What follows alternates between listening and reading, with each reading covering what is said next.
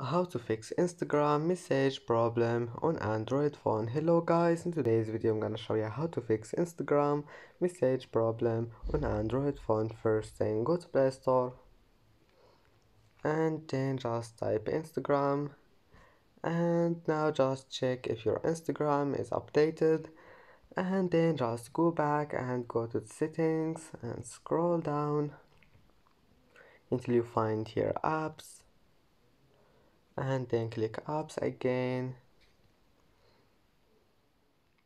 And here you need to find Instagram,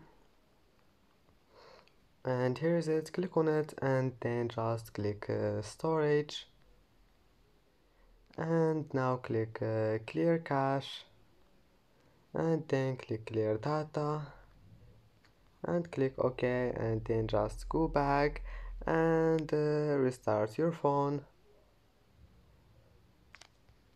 And that's it, it will be fixed. And that's it for today's video. If you like this video, don't forget like and subscribe, and thank you for watching this video until the end, and see you in the next video.